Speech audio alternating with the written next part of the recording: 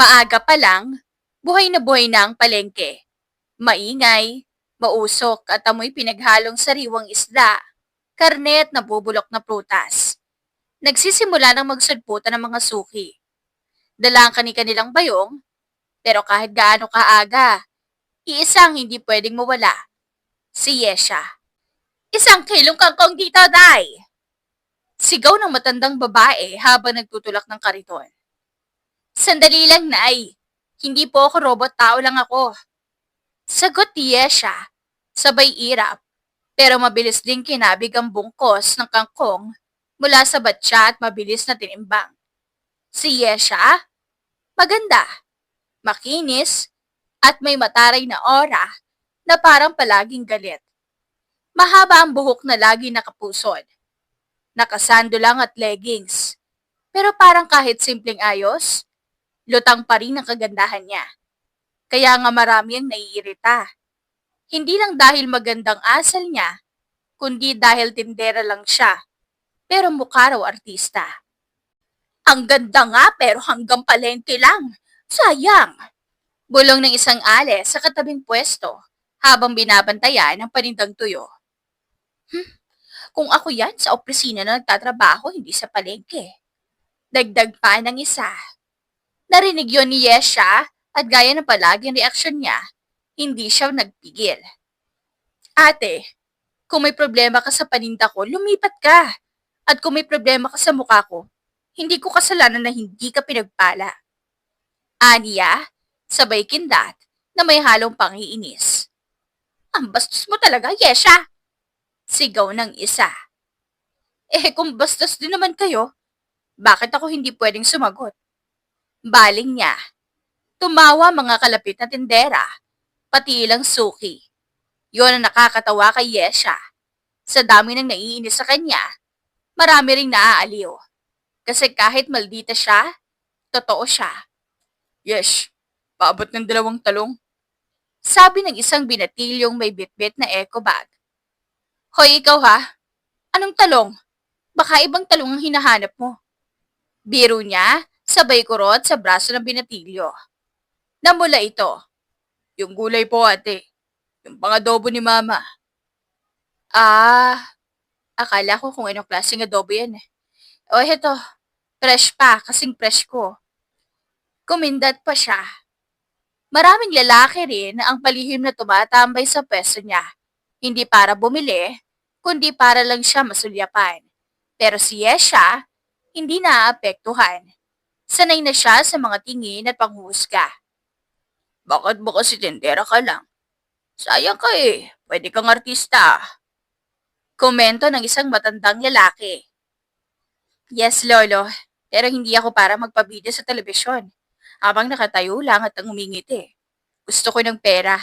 At dito, may kita ako araw-araw. Pero, pero wala. Kung hindi nyo trip bumili sa akin, wag. Hindi ko kayo kailangan. Tahimik ang matanda at mabilis na umalis. Yes! Grabe. Iba ka talaga. Grabe ka talaga. Sabay lapit ni Aling Dasing, kapwa tindera ng karne. Bakit di ka nalang maghanap ng matinong trabaho? Matinong trabaho ko, Nay Dasing. Hindi ko kinakahiyang mabaho ang kamay ko kung legal naman kita ko, di ba? Hindi ako tulad ng iba dyan. Nagmamalinis pero may tinatagong kabalastugan. Umiling si Aling Dasing. Baka kaya walang naliligaw sa'yo. Kasi matigas ang ulo mo. Kailangan ko ba talaga ng lalaking lalapit sa akin para lang masabing okay ako? Hindi ba pwedeng okay ako kahit mag-isa ako? Tahimik ang paligid, tila hindi sanay ang mga tao sa ganitong klaseng babae. Palaban, diretsyo, at walang pakialam sa sasabihin ng iba. Pero si Yesha, sanay na. Sa tuwing pipikit siya sa gabi, hindi niya iniisip kung ano ang iniisip ng mga tao sa kanya. Iniisip niya kung paano niya mapapalago ang paninda. Kung ilang kilo pa ang kailangan niyang bilhin bukas. At kung sapat ba ang kinita para sa kuryente at tubig. Yes, may bago kang kaaway. Tanong ng suking si Mang Luis habang binibilang ang repolyo. Wala, Mang Luis. May bago lang akong mga naiinggit. Tumawa siya. Kasi maganda ka na, palaban ka pa. Delikado yan sa mga lalaking di sanay sa magandang prangka at totoo. Eh, kung lalaki ka at ayaw mo sa babaeng totoo, di maghanap ka ng masungit na Barbie doll. Hindi ako para sa'yo. Wala ka bang boyfriend, Yes? Sabat ng isang binatang tahimik na nakikinig sa usapan mula sa likod. Biglang humarap si Yesha. Bakit? Magpaparamdam ka? Hindi naman. Curious lang. Napakamot ito sa batok. Kung curious ka lang, di Google mo. Hindi ako encyclopedia para sagutin lahat ng tanong mo. Tahimik ang lalaki, pero hindi napigilan ng ngiti. Si Yesha kasi, kahit pamataray, may dating. At kahit gaano siya kaprangka, may charm siyang hindi mo maipaliwanag. Hindi siya sweet, pero totoo siya. At sa mundong puno ng plastic at mapagkunwari, bihira na yon. Makalipas ang ilang minuto, may lumapit na bagong mukha. Isang lalaking mukhang sanay sa aircon at hindi sa amoy ng palengke. Excuse me? Ikaw ba si Yesha? Tanong ng lalaki. Yes? Bakit? Ako si Joel. Manager ako ng isang restaurant sa bayan. Nirekomenda ka sa amin ng supplier naming si Mang Ernesto. Gusto ka raw namin kunin bilang exclusive vegetable supplier. Biglang tumahimik ang paligid, napalingon ang mga tindera, ang mga suki, at ang mga tambay. Exclusive? Ibig mong sabihin ako lang ang magsusupply ng gulay sa inyo? Tanong niya, medyo naguguluhan. Yes, kasi consistent daw quality ng paninda mo. Hindi kagaya ng iba. Napataas ang kilay ni Yesha. Alam mong maraming hindi matutuwa sa offer mo, di ba? Alam ko, pero negosyo to. Hindi kami pumasok sa palengke para makipagkaibigan. Gusto lang namin ng maayos na kausap. Tiningnan ni Yesha ang lalaki mula ulo hanggang paa. Malinis. Disente. Halatang hindi taga rito. Teka, bakit ako? Bakit hindi yung iba? Tanong niya, seryoso na ang tono. Simple lang. Marunong ka sa kalidad at hindi ka takot makipag-usap. Kailangan namin ng ganong klase ng supplier. Tahimik ulit ang paligid. Tila inaantay ng lahat kung ano ang isasagot niya. Yesha, tanggapin mo na para yan sa'yo. Bulong ng isang suki. Ewan ko sa inyo. Wala ba kayong tiwala na kaya ko magtagumpay dito lang? Sabay sulyap sa mga matagal nang hindi tumitigil sa panghuhusga sa kanya. Ngumiti si Yesha. Hindi ngiti ng pakyut. Ngiti ng panalo. Sige, Joel. Pero may kondisyon ako. Ano yun? Ayoko mapunta lang sa akin ng biyaya. Kailangan, kahit papano may ambag din tong ibang tindera rito. Ayokong sabihin nila lamon ko ang palengke para lang umasenso. Napangiti si Joel. Gustong gusto ko yung sinabi mo. Tandaan mo yan. Kasi kahit maldita ako, hindi ako gahaman. At doon sa gitna ng mabahong palengke, sa gitna ng mapanghusgang mata, sa gitna ng ingay at init, si Yesha, ang natatanging kalmadong bagyo. Maldita, totoo, at hindi kailanman kayang yurakan ng mundo. Pagkababa pa lang ni Yesha ng tricycle sa tapat ng bahay nila, bumungad agad ang maingay niyang boses. Nay! Tay! Buksan niyo nga tong gate! Hello? Hindi niyo ba ako naririnig? May bitbit akong 1 tonelada gulay rito. Ay nako, yan na naman ang reyna ng palengke. Bulong ng isang kapitbahay na naghahaplos ng pusa sa tapat. Yesha! Huwag ka sumigaw! Nakamake na naman ang boses mo sa buong barangay! Sigaw ni Mang Rod, ang tatay niya mula sa loob ng bahay. Tay! Ilang beses na akong kumakatok. Baka mamaya akala ng mga taong abandonado na ako rito. Sagot niya, habang pinapawisan, kalong-kalong ang dalang bayong. May nakasingit pang talong sa tagiliran. Maya-maya, bumukas ang gate. Si Aling Mercy ang sumalubong. Nakasuot ng duster, may bimpo sa balikat, at may hawak na tinidor. Anak, huwag kang ang parang may kaaway, kalma lang. Hindi lahat ng bagay dapat sigawan. Sermon nito agad. Sorry nanay, gutom lang ako. Promise, di ko kayo sinisigawan. Sa palengke lang yun. Iba ang boses sa bahay, okay? Sabay yakap sa ina at hinalikan nito sa pisngi. Kadiri ka, aboy kang kung ka pa. Paghugas ka muna bago mo ko lapitan. Sabay irap ni Aling Mercy. Huwag kang maarte, Nay. Love kita kahit amoy mo sabaw ng paksiw. Sabay tawa niya habang diretsyong pumasok sa bahay. Pagpasok niya, tinanggal agad ni Yesha ang tsinelas. Binagsak ang bayong at umupo sa sahig na parang bata. Pagod ako, grabe. Nay, tay, ang daming chismoso sa paligid. Akala mo may talent show. Ako ang bida sa lahat ng eksena.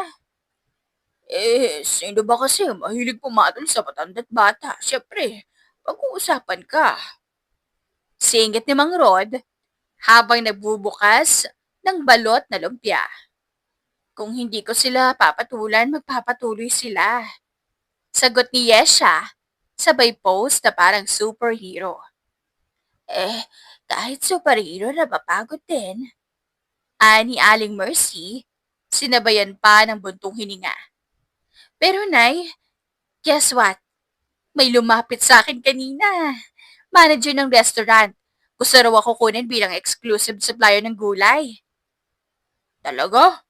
Abay, mukhang nakabunga na rin ang boses mo. Ani Mang Rod at iniabot kay Yesha ang malamig na tubig. Yes, Tay. As in, gusto raw nila ako kasi consistent ang quality ng paninda ko. Kumbaga, in short, certified fresh ang anak nyo. Certified kalog. Ani Aling Mercy, sabay paro ng tinitor sa hita ni Yesha. Totoo ba yan? Oo, baka pinapaasa ka lang. Totoo nga, Nay. May kontrata pa silang dala.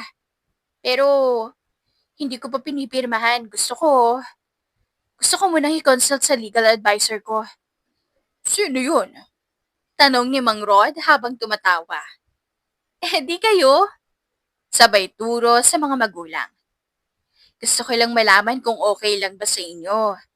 Kapag kasi kinuha ko to, baka mas madalas akong wala sa bahay. Baka sa gabi na ako makauwi. Baka wala na akong time magkulit dito. Wow, drama mo girl. Isa lang na mag-deal. Parang lilipad ka na papuntang Maynila. Ani Aling Mercy. Hindi ko kaya ang long distance relationships natin, Nay. Sobrang close tayo. Mapapalayo ako sa'yo. Sa luto mong sinigang, sa sermon mo tuwing gabi, at sa chismis nating di natatapos tuwing tanghali. Tumawa si Mang Rod. Anak, kung maganda ang offer at sa tingin mo makakabuti sa'yo, go lang. Basta legal at hindi ka nanloloko ng tao. Yes, Tay. Pero gusto ko rin kayong isama sa journey ko. Ha? Like, ikaw, Nay, pwedeng ikaw ang taga-budget ng orders, ikaw naman, Tay, pwedeng taga-deliver kung walang truck. O di kaya bodyguard kapag may kontrabida sa paligid. Gusto mo pa yata ang buong barangay isama mo? Ani Aling Mercy habang naglalagay ng kanin sa pinggan. Pwede rin. Barangay Gulayan. Ako ang Reyna, kayo ang Royal Advisors. Napailing si Mang Rod. Walang araw na walang ingay ang anak kong to. Habang kumakain sila, hindi mapigilan ni Yesha ang kakulitan. Kahit pagod, tuloy-tuloy pa rin ang bibig. Nay, Tay, may nagtanong din sa akin kung single pa raw ako. Alam nyo, gusto na ata akong ligawan. Ha? Eh, sino na naman yan? Sabay taas ng kilay ni Aling Mercy. Ewan ko, mukhang bagong tambay lang. Tahimik pero naramdaman ko may crush sa akin. Baka, may lang yun. Huwag kang paloko, gamitin mo utak mo. Ani Mang Rod. Uy, protective si Tay. Pero don't worry, alam ko ang red flags. Once na naramdaman kong hindi niya kayang i-handle ang katulad kong package deal, edi next. Bakit? Anong package mo? Tanong ni Aling Mercy. Edi, ako, beauty and brains. Pero minsan, may kalog. Yung kakalugan mo, dominant trait mo yata. Ani Mang Rod. Grabe kayo sa akin. Wala na nga akong love life, wala pa kayong respeto. Sabay sapo sa dibdib niya na parang nasaktan. Matapos kumain, dumiretso siya sa kwarto para magpalit ng damit. Pero ilang minuto pa lang ay lumabas ulit. Suot ang malaking t-shirt na may print. Nay, tingnan mo naman tong suot ko. Pang silsok, diba? Sabay pose na parang model sa sala. Anak, patulog ka na nga. Baka pati sa panaginip mo gulay na ang usapan. Ani Aling Mercy habang hinuhugasan ng pinggan. Hindi ako matutulog hanggat hindi ako nakukwentuhan ni Tay ng lumang love story niya. Naku anak, wala kang mapapala sa love life ko. Sinanay mo lang ang naging ligaya ko. Isang babaeng palaban din, kaya nga ikaw ang anak namin. Ani Mang Rod habang sumisilip sa TV. Tay, paano mo nalaman na siya na? Kasi baka yung tambay kanina, siya na rin. Anak, pag siya na, hindi mo kailangan tanungin. Mararamdaman mo. Hindi ka maguguluhan, hindi ka matatakot. Relax lang. Parang umuulan habang nasa loob ka ng bahay. Wow! Pahuwit sa tatay ko. Ba't di mo sinabi noon pa? Pwede palang mag-Wattpad. Yes siya habang humihikap. Ikaw na lang ang isulat, anak. Yung kwento ng palengkera pero malambing sa magulang. Title, Ang Malditang Tindera na Maraming Pangarap at Mahal ng Nanay at Tatay Niyang Makukulit. Tumawa silang lahat sa isang simpleng buhay. Si Yesha, maldita sa labas, pero masayahin at makulit sa loob ng tahanan, ay hindi lang basta tindera. Isa siyang anak na masipag, mapagmahal, at may pusong handang magbiro kahit pagod. Kinabukasan, Mercy, kailan nga ba ang dating ni Vince? Hindi ba ngayong linggo na yon? Tanong ni Mang Rod habang nag-aayos ng mesa para sa almusal. Ngayong araw na, sabi ng ninang Linda ni Yesha, siguro mga 10:00 ng umaga ang dating. Sagot ni Aling Mercy habang nilalagay ang pritong itlog sa plato. Matagal na rin mula nung huling nagkita yung si Yesha at Vince. Dati hindi mapag-iwalay yung dalawa. Ngayon, kaya baka di magkasundo lalo pat yan si Yesha parang may sipon sa ugali. At si Vince naman, di ko alam kung sanay pa sa simpleng buhay natin dito. Laking abroad kasi. Lumaki sa malamig na lugar. Baka alamigin dito sa init ng ulo ng anak mo. Sabay tawa ni Mang Rod. Napangiti si Aling Mercy. Alam mo, Rod, minsan iniisip ko, baka ang si Vince ang makapagpababa ng pride ni Yesha. Yung hindi nagpapaawat sa bunganga ng anak natin. Good luck sa kanya kung ganun. Kahit ako sumusuko minsan kay Yesha. Ani Mang Rod habang umiinom ng kape. Ilang saglit pa, lumabas si Yesha mula sa kwarto. Nakabay ng buhok, nakasuot ng oversized na t-shirt at mukhang bagong gising. Good morning! Bati niya, sabay upo sa tabi ng ina. Good morning, anak. Huwag kang magtaka kung bakit may bisita tayo mamaya, ha? Ani Aling Mercy. Bisita? Sino na naman yan? Baka yung nagbalik na crush ko sa kindergarten? Sabay tawa. Hindi. Si Vince. Anak ni Ninang Linda mo. Uuwi siya ngayon mula Canada. Dito muna siya titira pansamantala habang inaayos ang mga papeles niya. Si Vince? Sagot ni Yesha. Sabay taas ng kilay. Yung, yung si Prince Vince ng barangay dati? Yung laging may baong imported chocolate habang ako, stiko lang? Oo, siya nga. Ani Mang Rod. Kababata mo yun. Huwag ka suplada. Hindi ako suplada pero kung may amoy mayabang, allergic ako. Anak, baka naman mabait na yan ngayon. Matagal na kayong di nakita. Paalala ni Aling Mercy. Yes, Nay, pero hindi ko makakalimutan na sinumbong niya ako noon kasi ginupit ko yung buhok na manika niya. Na pinahiram naman niya sa akin, tapos ako pang masama. Tumawa si Mang Rod. Nako, elementary pa lang kayo noon. Bit-bit mo pa rin hanggang ngayon. Siyempre, may emotional damage yun. Biro niya. Ilang oras ang lumipas at eksaktong 10:00, tumigil ang isang itim na SUV sa harap ng bahay ni Nayesha. Mula sa likod ng gate, sumilip si Aling Mercy. Rod! Anak! Tumating na si Vince! Showtime. Bulong ni Yesha habang nagkukusot ng muka. Bumaba si Vince mula sa sasakyan, batangkad, maputi, maayos ang bihis, nakasapatos kahit mainit, at may bitbit na malaking maleta. Kahit maayos ang itsura, may halong awkwardness ang kilos niya. Parang hindi sanay sa init ng Pilipinas. Ninang Mercy! Masayang bati ni Vince at lumapit para magmano. Ay, Vince, ang laki mo na. Grabe. Binata na. Binata ka na. Parang kailan lang. Ilalagnat ka pa sa bahay namin. Totoo po. Namiss ko po kayo. Sagot ni Vince. Tumabi si Mang Rod. Kamusta ang biyahe, iho? Mabuti naman po. Medyo mahaba lang pero excited po ako makabalik. Ang dami ko pong namiss dito.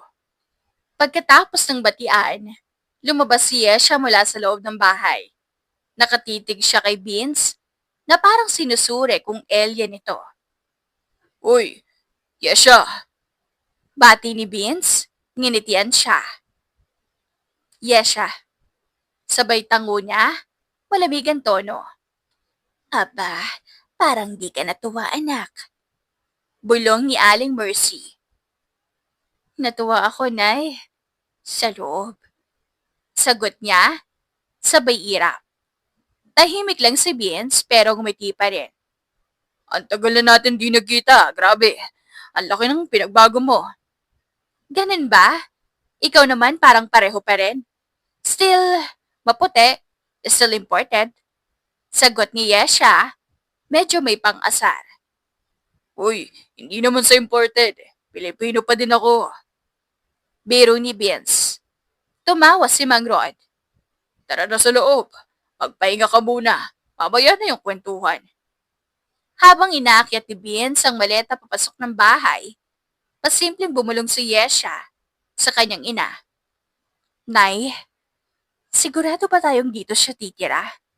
Wala na bang ibang kamag-anak si Ninang? Wala, anak. Tayo lang ang tinuring niyang pamilya rito. Kaya pagpasensyahan mo na si Vince, ha? Pagpasok sa bahay, agad umupo si Vince sa sopa. Humugot ng malalim na buntong hininga. Grabe, ang init. Hindi ko na-miss yun. Well, welcome to the Philippines. You'll sweat, smile, and suffer. Aniya siya, sabay abot ng pamaypay. Thanks. Alam mo, ikaw pa rin yan. May halong kasupladahan sa bawat salita. Ani Beans at gumiti. Yes, kasi hindi ka pa rin marunong magbukas ng electric pan. Laking abroad nga. Sagot niya. Tinawanan lang siya ni Beans. Well, at least, may nagbago rin. Mas madaldal ka pa ngayon kaysa dati. Mas madaldal ako? Uy, ikaw nga yung tipong di tumitigil magsalita noon. Lahat ng tungkol sa Canada, kinuwento mo. Kahit brand ng tissue nyo, kabisado ko na. Uy, huwag kang ganyan. Nasa adjustment period pa ako. Welcome to Barangay Reality. Bawal maginarte, walang aircon, pero may asungot. Ako yun. Si Aling Mercy, habang naghahanda ng merienda sa kusina, napailing na lang. Rod, yung dalawa parang aso at pusa na naman. Mas malala pa ka, parang may war zone sa sala. Ani Mang Rod habang umiinom ng tubig. Pero mukhang okay din naman si Vince. Kahit inaasar ng anak natin, hindi pa rin umaatras. Sabay kindat ni Aling Mercy. Pagkatapos ng merienda, inayos ni Bean sa mga gamit sa silid na pansamantalang tutuluyan. Sumunod si Yesha. Kunwari naghahanap ng gamit pero sa totoo, gusto lang siyang bantayan. Sigurado ka bang okay ka lang dito? Tanong niya, nakatayo sa may pintuan. Oo naman. Masaya akong dito ako titira. Hindi naman ako maarte. Contrary to your assumption. Sagot ni Vince habang inaayos ang mga gamit. Kasi dati, masyado kang sheltered. Tapos ngayon parang ang bait mo na sobra. Sure ka na ba dyan? Bakit? Gusto mo bang umastang masungit din ako para patas? Pwede rin. At least may laban. Sagot ni Yesha, bahagyan nakangiti. Nagatinginan silang dalawa saglit. Tahimik. Alam mo, kahit tinasar mo ako ngayon, masaya ako na ikaw pa rin yung Yesha na kilala ko. Palaban. Hindi ako nagbago. Pero huwag ka masyadong kampante. Dito, hindi uso ang royalty treatment. Hindi ko kailangan ng special treatment. Gusto ko lang makabawi. Sa bansa, sa kultura, at siguro, sa'yo. Napatingin si Yesha sa kanya. Sa akin? Oo. Hindi ko alam kung maalala mo pa pero noon, bago kami umalis, nagalit ka sa akin. Kasi hindi kita binati sa birthday mo. Kasi hindi ako nagpaalam. Naalala ko. At oo, galit pa rin ako. Tumango si Vince. Ayos lang, pero andito ako ngayon. Baka sakaling pwede kong itama mga mali ko. Simula rito. Napabuntong hininga si Yesha. Sige. Subukan mo. Pero wag kang iiyak pag pinagod kita. Challenge accepted. Sagot ni Vince, may halong ngiti. Sa bahay na laging maingay, sa gitna ng usok mula sa kusina at malalakas na tawanan, may bagong tensyon na nabubuo. Hindi lang init ng ulo ni Yesha, kundi init na unti-unting nabubuo sa pagitan nila ni Vince.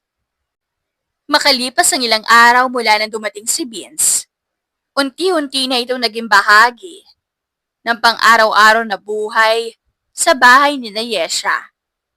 Ngunit sa kabila ng kabaitan at tahimik ni Vince, tila araw-araw itong nagiging tagasalo ng inis at init ng ulo ni Yesha. Mamayang 6:00, kailangan ko ng 5 sako ng kamatis sa pwesto at ikaw ang magbubuhat. Utos ni Yesha, isang umaga habang sabay-sabay silang nag-aalmusal. Napatingin si Mang Rod at Aling Mercy. Anak, baka pwedeng ikaw na lang ang magdala ng iba. Kawawa naman si Vince. Hindi sanay siya sa mabigat, di ba? Tay, Nay, hindi ko siya pinagdadala ng bundok. Kamatis lang yan. At isa pa, lalaki siya. Dapat lang, no? Malaki katawan yan. Dapat may silbi. Tahimik lang si Vince, ngumiti lang, at tumango. Okay lang po sa akin. Makakatulong din akong masanay sa pwesto ni Yesha. Yan! Yan ang sinasabi ko. Sagot ni Yesha habang ngumunguya ng tinapay. At pagkatapos mo sa kamates, kailangan kong makuha yung kahon ng sayote mula sa dulo ng palengke. Sabay mo nang dalhin. Sayote naman ngayon. Singit ni Mang Rod. Ang layo nun. Tay, kung ayaw niyong ako magalit, hayaan niyo na lang siya, di ba? Vince? Tumango si Vince. Walang problema, Mrs. Natigilan si Yesha sa narinig pero pinagsawalang bahala. Tahimik si Vince buong maghapon habang sunod-sunod ang utos ni Yesha. Bit-bit niya ang mabibigat na sako ng gulay, halos mamula ang palad at balikat. Ngunit hindi siya nagreklamo ni minsan. Sa tuwing naiinis si Yesha sa mga tindera sa katapat ng pwesto, si Vince ang pinagbubuntungan. Vince! Bilisan mo nga! Mukhang matutulog ka pa sa kahon ng repolyo. Opo, sandali lang. Sagot ni Vince habang inaayos ang pagkakaayos ng mga gulay. Wag mo sabihin opo lang ng opo. Hindi ito online class. Hindi ito kagaya sa Canada mo. Isang araw, habang nasa pwesto at sinisigawan na naman ni Yesha si Vince, lumapit si Aling Lorna, isang matandang suki. Ay, nako, Yesha. Kawawa naman yung kasama mo. Inutusan mo na nga, sinisigawan mo pa. Baka magtampo yan, umuwi ng Canada. Ay, Nay Lorna. Hindi siya tinatablan. Taga-Canada nga daw pero hindi marunong magalit. Ewan ko ba kung tao pa to o santo na. Tumingin si Aling Lorna kay Vince. Iho, ayos ka lang ba? Ngumiti si Vince. Ayos lang po. Masaya po akong makatulong. Napailing si Aling Lorna. Bihira na ang ganyang lalaki. Kung ako sa'yo, Yesha, ingatan mo na yan. Minsan yung tahimik, yun ang may tinatago. Ay, Nay Lorna. Huwag niyo po akong simulan. Baka himatayin kayo sa inis sa inasal ng batang to minsan. Feeling helpful pero lampa rin minsan. Tuloy-tuloy lang ang ganitong gawi. Bawat araw ay may panibagong utos, panibagong sigaw, panibagong pang-aasar mula kay Yesha. Ngunit sa kabila ng lahat, si Vince ay nanatiling kalmado. Hindi siya sumuko kay Yesha kahit iniiwasan na siya ng ibang tindera sa palengke dahil sa sobrang tindi ng bibig ni Yesha kapag mainit ang ulo. Isang hapon, kapag nagkakarga sila ng bagong delivery ng gulay sa tricycle, biglang nadulas si Vince dahil sa basa ang semento. Nahulog ang isang kahon ng ampalaya at tumapon sa sahig. Vince! Sigaw ni Yesha. Ano ba? Akala ko ba sanay ka na? Baka gusto mong ako na rin ang magbuhat niyan. Hinabol niya ang gumulong na ampalaya, pero hindi sumagot si Vince. Dahan-dahan siyang tumayo, dinampot ang mga gulay, at iniligay muli sa kahon. Sorry, madulas lang po. Sorry? Yan lang? Aba, kung sa Canada ka ba nadulas, may excuse ka? Dito pag nadulas ka, may sermon ka. Yan tuloy, hindi na perfect ang display ko. Pasensya na talaga. Mahinahong sagot niya habang pinupunasan ng mga ampalaya ng basang-basahan. Tumingin sa kanila ang ilang dumaraan. May umiling, may napapangiti, pero karamihan ay napapansin kung gaano kainit si Yesha at kung gaano kakalmado si Vince. Kinagabihan, habang naguhugas si Vince ng kamay sa lababo, lumapit si Mang Rod. Vince, iho, pasensya ka na sa anak ko. Talagang ganyan lang yun. Maingay, mainit ang ulo pero mabait naman yan sa loob. Ngumiti si Vince. Ayos lang po, Tyrod. Naiintindihan ko po siya siya. May kakaibang paraan lang siya ng pagpapakita ng pagkatao niya. Hindi ka ba talaga nagagalit kahit sinisigawan ka na niya sa harap ng mga tao? Hindi po. Kasi alam kong hindi personal. Siguro sanay lang siya na siya ang nasusunod. O baka gusto lang niya makita kung hanggang saan ang pasensya ko. Napailing si Mang Rod sabay tapik sa balikat niya. Iba ka. Pero wag mo ngayaang abusuhin ka masyado.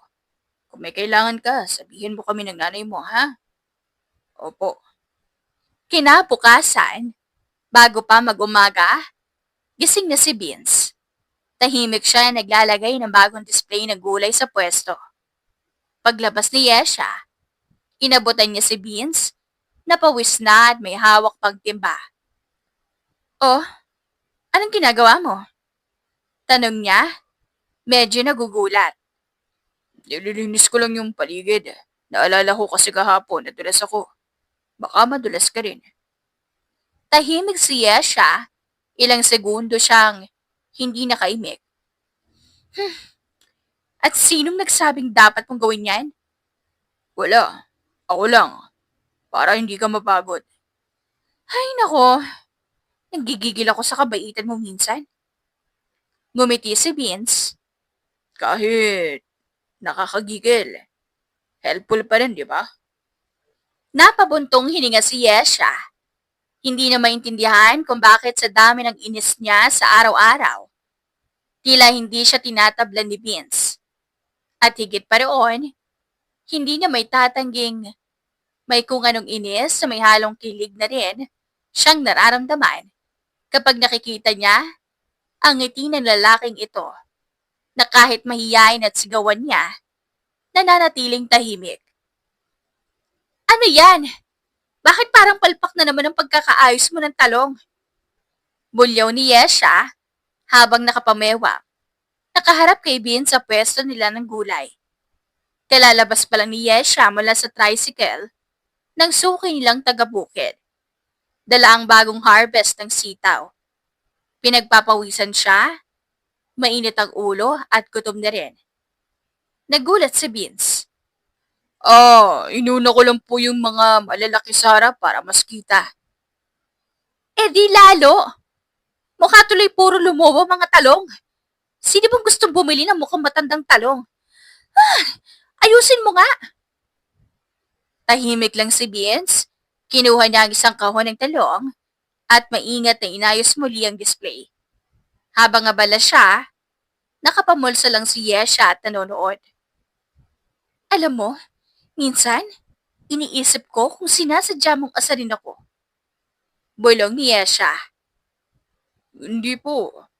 Sagot ni Vince, di man lang tumitingin. Pero kung naaasar ka, baka kasi sanay kang ikaw lang palagi ang tama. Napasinghap si Yesha. Hoy, hindi mo ako gaano kilala para sabihin ganyan ako. Matagal na tayong magkakilala, Yesha. Kahit noong bata pa tayo, ikaw na yung palaban. Di ba nga, ikaw ang unang sumigaw sa akin kasi hindi kita pinapansin noon? Eh kasi ang yabang mo noon. Ang hinahon mo pa magsalita parang hindi marunong magalit. At saka dito sa palengke, magulo. Hindi ka bagay dito. Hindi naman ibig sabihin na ayaw ko sa gulo. Ayaw ko sa'yo. Sagot ni Vince, sabay tingin sa kanya. Banayad ang tono. Napakurap si Yesha. Hindi siya handa sa ganyang tingin. Anong ibig mong sabihin? Tanong niya, bahagyang napaatras. Wala. Sinasabi ko lang na hindi kita iniwasan dati. Tahimik lang talaga ako. Tahimik silang dalawa. Isang tipo ng katahimikang hindi karaniwang parte ng araw-araw ni Yesha. Napukaw ang atensyon nila ng suki nilang si Aling Bebang. Aba, kayong dalawa ha. Mukhang nakakadevelopan na. Ay, hindi po, naibebang. Sabay nilang sabi. Ganyan talaga. Ang mga batang palaging nagbabangayan. Sila ang nauuwi sa... Hindi po totoo yan. Putol ni Yesha. Kunot noo. Wala pong chance. As in, zero. Negative pa nga. Gumising lang si Vince at tinuloy ang pag-aayos ng mga gulay. Sa mga sumunod na araw, mas naging mapansin si Yesha sa kilos ni Vince. Napapansin niyang naglalagay ito ng malamig na tubig malapit sa pwesto tuwing tirik ang araw. Lagi na ring may dala itong panyo para punasan ang pawis niya kahit hindi niya inuutos. At kahit hindi pa rin siya marunong ngumiti pabalik, napapansin niyang hindi na siya nagsisisigaw ng katulad ng dati. Isang gabi, habang nasa hapagkainan, tahimik si Yesha. Nagtaka si Mang Rod. Oh, anak, ang tahimik mo ngayon. May sakit ka ba? Wala po. Nakakapagod lang sa pwesto kanina. Si Vince ba yun? Pinagalitan mo na naman? Tanong ni Aling Mercy. No, actually, hindi ko siya masigawan kanina kahit gusto ko. Pag-amin ni Yesha. Ha? Bakit naman? Ewan. Ngumiti kasi tapos parang ang linis pa rin kahit pawis na pawis na. Naiinis ako. Anak, baka hindi inis yan. Baka kilig na yan. Sabay ngiti ni Aling Mercy. Napapikit si Yesha. Ay, Nay! Kadiri! Hindi po ako ganun. Nagkatinginan ng mga magulang niya, halata sa kanila ang nagtatagong tuwa. Kinabukasan, maagang nasa pwesto si Beans. Habang inaayos niya ang mga repolyo, sumulpot si Yesha na may hawak na 2 paper bag. Oh, eto, sabi ni Yesha, sabay abot ng isa. Ano to? Tanong ni Beans. Damit. Pawisan ka lagi. Ayoko nang tinatawag kang mabango pero amoy gulay ka naman. Suotin mo yan pag break natin mamaya. Napangiti si Beans. Salamat. Ano ba yan? Ngiti ka ng ngiti. Hindi ko sinabing crush kita, okay?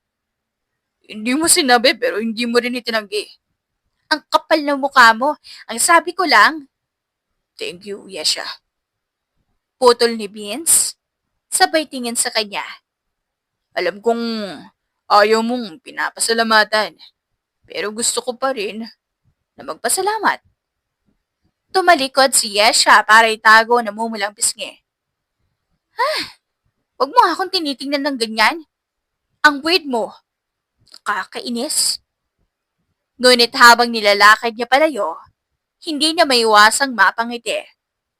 Kinagabihan, habang nag-ayos si Yesha ng mga resibo sa kwarto, narinig niya ang mahinang katok sa pinto. Pasok! Sabi niya.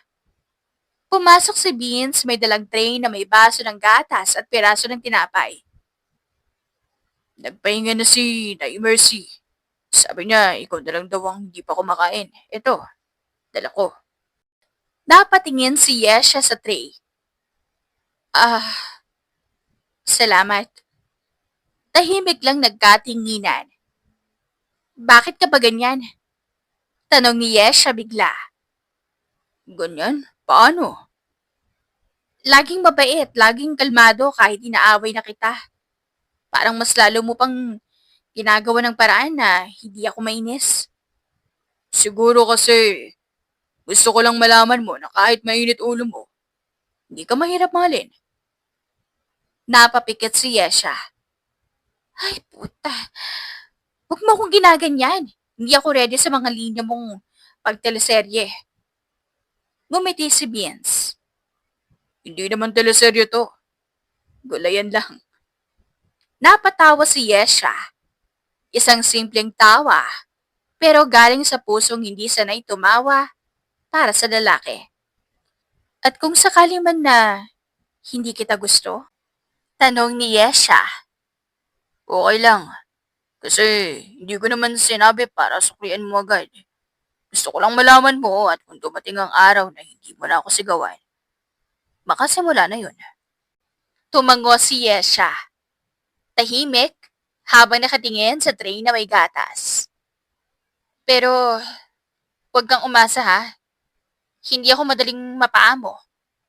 Hindi ko kailangan mapaamo ka. Ngumiti si Yesha at sa unang pagkakataon, hindi dahil sa asar o pang-aasar, kundi dahil masarap palang tumanggap ng kabaitan kahit pa sinasabi mong hindi mo kailangan. Maaga pa lang, abala na agad si Yesha sa pag-aayos ng mga gulay sa pwesto. Bit-bit niya ang ilang supot ng okra at ang palaya habang panay ang sigaw sa mga dumaraang suki. Oh, Aling Mading! Para siyang kalabasa ko ngayon, hindi gaya ng asawa mo. Hindi luma. Ay, nako, Yesha! Sabay tawa ng matandang babae. Wala ka talagang preno. Kasabay ng tawanan, dumating si Vince. May bitbit na kahon ng sitaw. Suot nito ang simpleng puting shirt na binigay ni Yesha noong nakarang araw.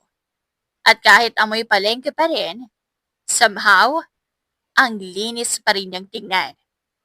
May pawis sa lieg, may putik sa pantalon, pero parang modelong napadpad lang sa palengke. Vince, ilagay mo yan sa tabi ng repolyo, baka kainin niya ng surot sa init. Utos ni Yesha. Okay, sagot niya habang tumutungo sa gilid. Napansin ni Yesha ang ilang tindera sa kabilang pwesto na nakatingin kay Vince. May mga pasimpleng hawi ng buhok, kunwaring nadudulas ang kamay sa kahon para lang mapalingon siya. At may isang babae, isang bagong mukha sa palengke, na diretsong lumapit. Maganda ang babae, maputi, naka-makeup, kahit 9:00 pa lang. Naka-crop top at leggings na tila hindi alintana ang init ng araw. Hay, bungad niya kay Vince. Ikaw ba yung bagong tumutulong dito kay Ate Asha? Yes po. Sagot ni Vince, magalang at mahinahon. Vince, diba? Narinig ko pangalan mo kanina. Ako nga pala si Mika. Hmm, bago lang din ako dito. Sa tapat lang ng stall nyo. Fruit section. Nice to meet you. Sabay abot ni Vince ng kamay. Agad-agad, lumapit si Mika. Lalo pang nilapit ang katawan. Ang sipag mo naman. Ang aga-aga, pawis na pawis ka na. Baka kailangan mo ng tubig? Gusto mong dalhan kita? Salamat. May tubig na po ako dito. Grabe. Kahit pawis ka, ang fresh mo pa rin. Sabay tawa ni Mika, hawi ng buhok, at pasimpleng dampi sa braso ni Vince. Kitang-kita ni Yesha ang lahat. Napako siya sa kinatatayuan niya habang hawak ang isang basket ng kamatis. Unti-unting sumisikip ang dibdib niya, parang may kung anong gumagapang sa loob niya at gusto niyang sumigaw. Vince! Tawag niya, pasigaw.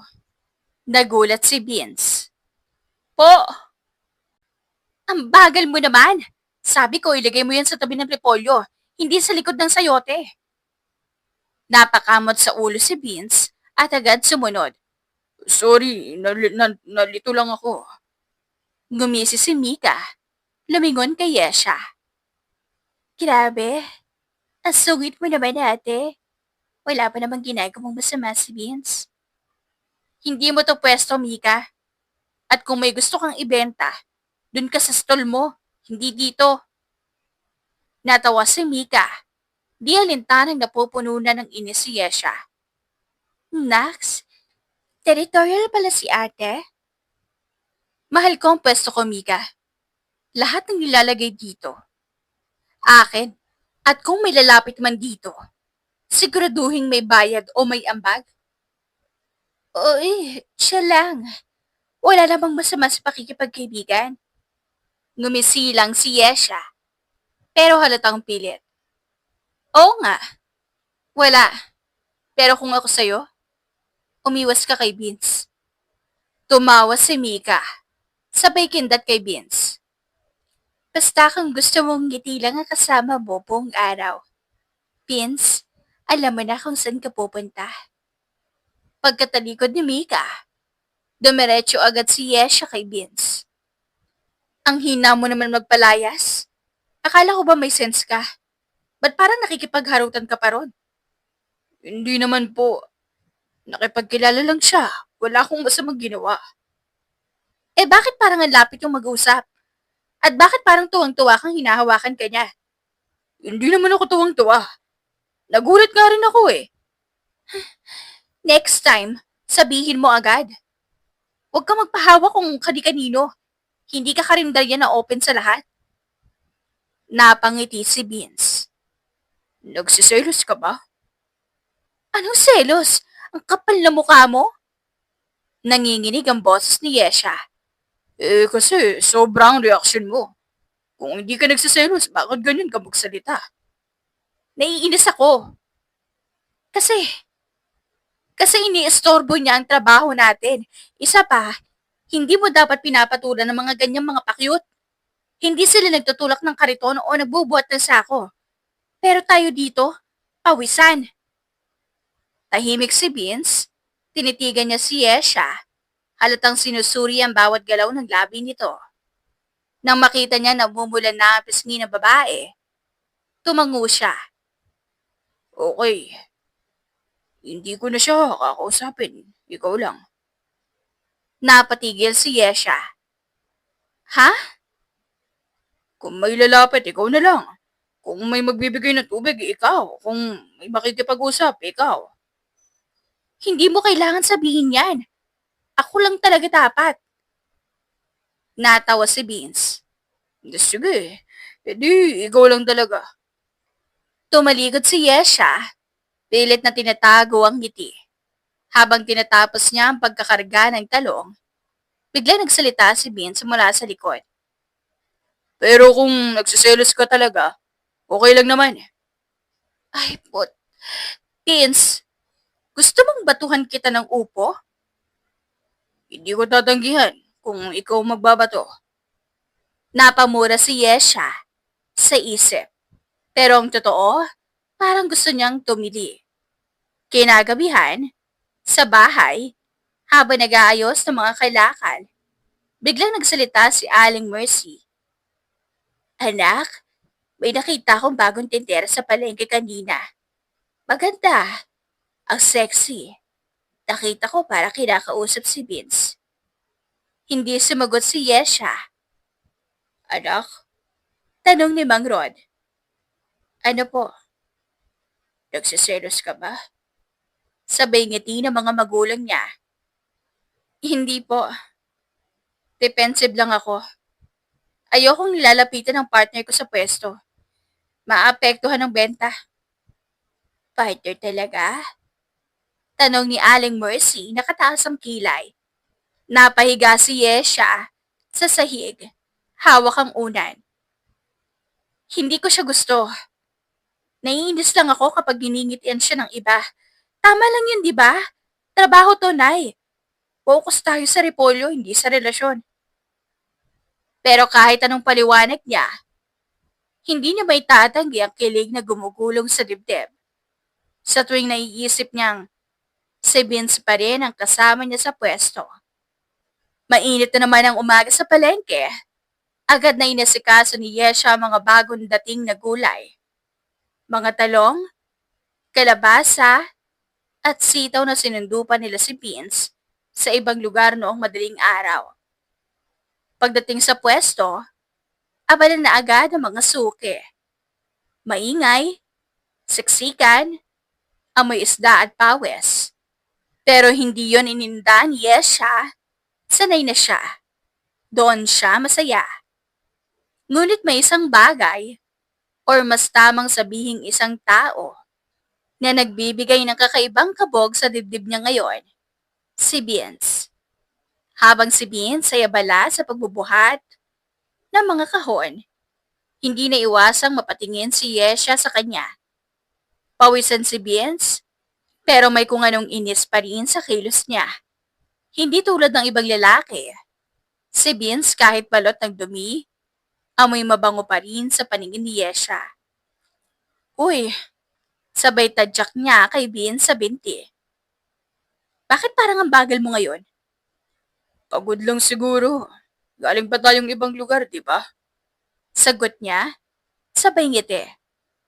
Pagod agad? Soft ka pala? Tukso ni Yesha. Hindi ako so. Iba kasi yung lakas na galing sa hindi nagpapatul sa mga maldita. Ha? Hoy, sinong maldita? Ikaw. Pero cute ka naman, so okay lang. Natahimik si Yesha. Natigilan siya sa sinabi ni Vince. Saka biglang binalingan ng tingin ang kahon ng patola. May pa-cute-cute ka pang nalalaman dyan. Sige, buhatin mo na yan. Ayusin mo sa likod. Tahimik na sumunod si Vince, pero may ngiting palihim habang bitbit ang kahon. Maya-maya, sabay silang nag-aayos ng talong. Nasa parehong gilid sila ng mesa. At habang sabay silang nagsasalansay, sabay rin silang yumuko para kunin ang nalaglag na gulay. At doon, aksidenteng nagdikit ang kamay nila. Ay! Sabay nilang bigkas, saka mabilis na nagkahiwalay. Sorry. Bulong ni Vince, halatang nabigla. Okay lang. Sagot ni Yesha, pero hindi niya maipaliwanag kung bakit bumilis ang tibok ng puso niya.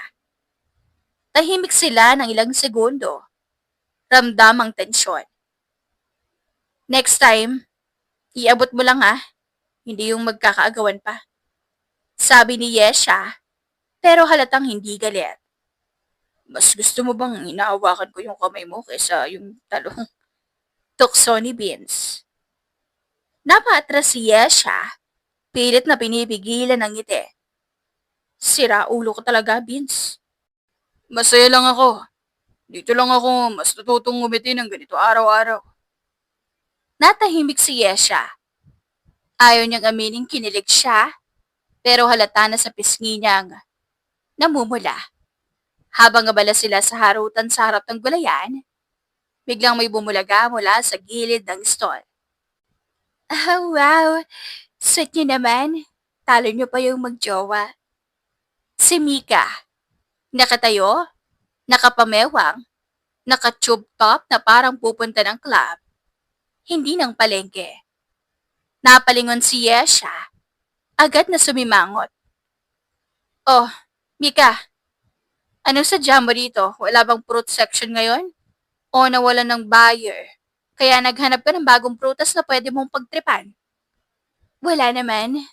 Napadaan lang ako. Gusto ko sana mag-sorry kay Vince. Kasi parang napahiya siya nung isang araw. Hindi naman ako napahiya. Singit ni Vince. Magalang ang tono. Pero, salamat.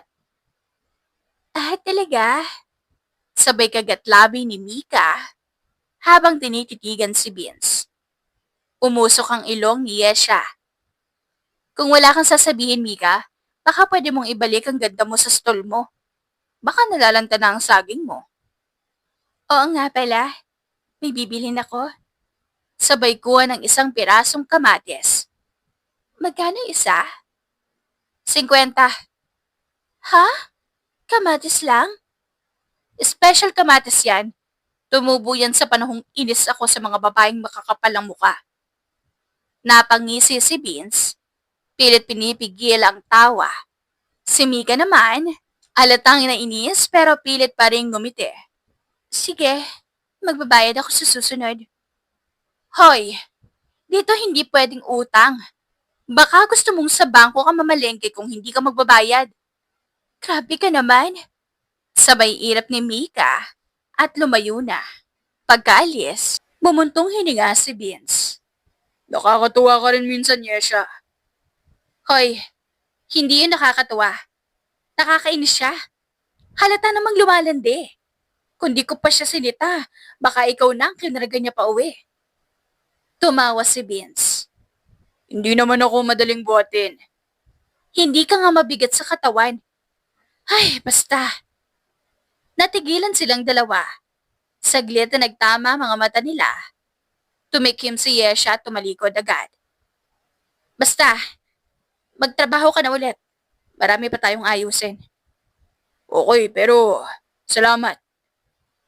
Salamat saan? Sa pagtatanggol mo sa akin. Maagang nagayo si Yesha ng paninda sa palengke. May hawak na basket ng sili. Tahimik siya pero hindi maitago ang ngiti. Lalo na't may nakatingin sa kanya mula sa di kalayuan. Si Vince. Tahimik lang sa gilid, may hawak na basong tubig. Pinapanood siya. Gusto mo tulungan kita? Alok niya. Teka lang, gusto mo lang hawakan ulit ang kamay ko, no? Sagot ni Yesha. Kunwari galit pero may halong kilig. Sige, I'll try harder.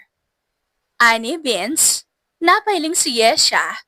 Pero sa loob-loob niya, may parte sa kanya na natutuwa sa presensya ni Vince. Hindi man halata, pero parang may kakaiba na siyang nararamdaman. Linggo ng hapon, tirik ang araw, sabay tirik din ang kilay ni Yesha kay Vince. Ilang beses ko bang sinabi na huwag mong ilagay ang talong sa tabi ng repolyo? Sermon niya, tahimik lang si Vince, parang batang nahuli sa kalokohan. Pero bago pa siya tuluyang masigawan, hinawakan niya ang mukha ni Yesha at hinalikan nito. Mabilis, mapusok, marahas pero totoo. Vince? Gulat ni Yesha, nanigas sa kinatatayuan. Hindi ko na kaya, Yesha. Araw-araw mo ako sinisigawan pero di mo alam matagal na akong may gusto sa'yo. Bulong ni Vince. Natahimik si Yesha at sa gitna ng gulo, may tibok na hindi niya inaasahang maririnig mula sa puso niya. Bigla namang pumasok si Aling Rosie. Bit-bit ang timba ng hipon at chismis. Aba, nililigawan ka na ba niya? Tanong nito sabay appear kay Vince. Napaatras si Yesha. Pulang-pulang muka. Tumayo ka nga, Vince. Ano bang ginagawa mo? Sigaw niya. Inahanap ko lang yung gulay. Biro ni Vince pero hindi nawawala ang seryosong tingin. Bakit mo ko hinalikan? Tanong ni Yesha. Kasi gusto kong iparamdam sa yung totoo ako.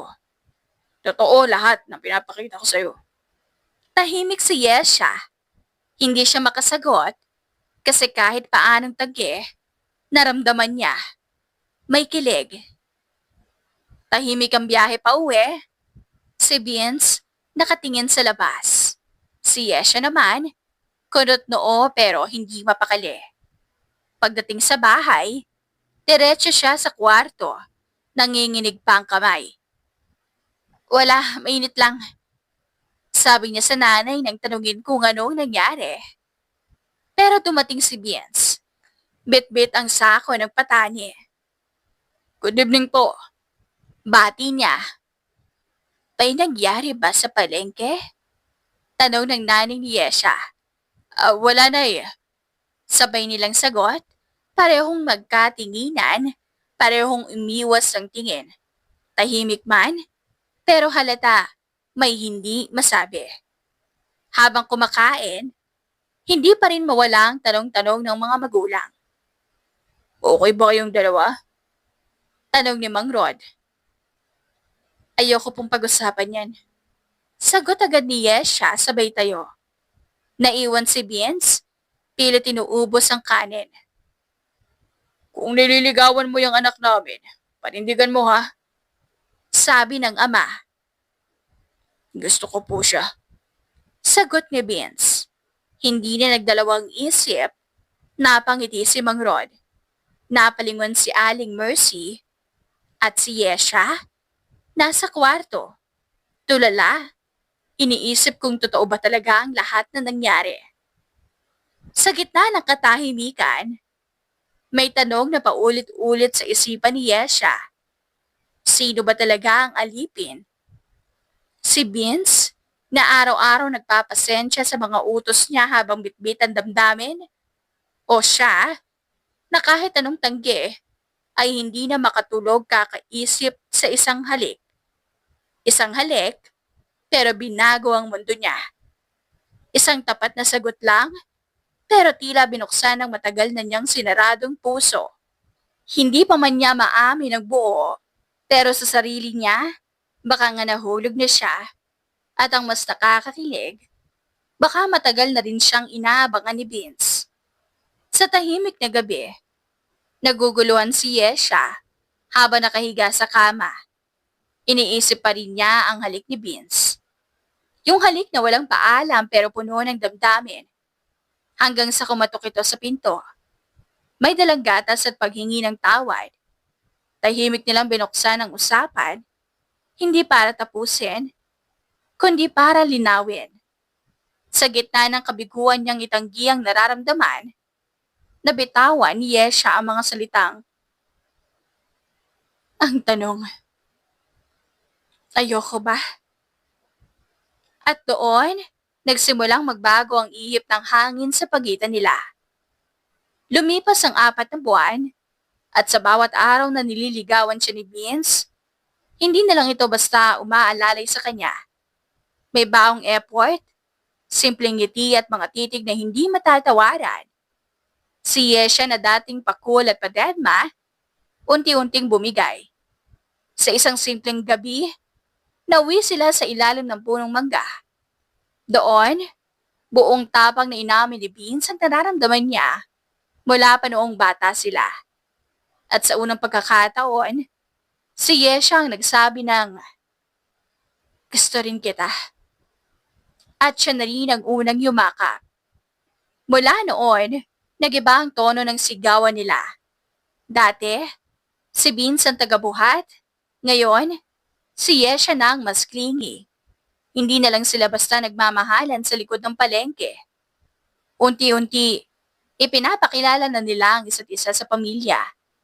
Hanggang sa isang simpleng handaan sa bahay, humarap si Vince sa mga magulang ni Yesha at buong tapang na nagsabing, gusto ko siyang makasama habang buhay. Walang singsing, walang knee drop, pero punong-puno ng katapatan. Dumaan ang mga buwan at naging asawa na ni Yesha si Vince. Kasama nito ang bagong negosyo, isang sari-sari store na may fresh gulay at dagdag na pampakilig. Kahit abala sa buhay may asawa, hindi nawala ang kulitan at lambingan nila sa harap ng mga customer. Ang dati nilang palengke na saksi sa unang halik, ngayon ay pinagmulan ng negosyo at pagmamahalan. Hindi na tanong kung mahal nila ang isa't isa, kundi kung gaano pa ito lalalim. At sa gabing payapa, habang buhat ni Yesha ang anak nilang sanggol, tinanong niya si Vince, masaya ka ba? Sagot nito, walang alinlangan. Masaya ako, kahit sa bawat sigaw mo. Sa gitna ng mga gulay, init ng araw at amoy ng palengke, natagpuan nila ang tahanan sa isa't isa. Ngayon, ang tindahan ay hindi na lang lugar ng kita. Ngayon, siya na ang babae na pinili araw-araw ng lalaking tahimik lang sa simula, pero nagsalita ng may katotohanan at puso. At higit sa lahat, siya na ang babaeng pumili rin. Sa sarili niya, sa pagmamahal, sa pananatili. Nasa harap ng bahay si Yesha at Vince. Nakaupo sa bangkito. May hawak silang tigisang tasa ng kape habang nasa duyan ng kanilang baby. Tahimik lang. Hindi mo ba na-miss yung sigawan natin noon? Tanong ni Yesha. Na-miss ko. Talaga? Pero mas gusto ko to.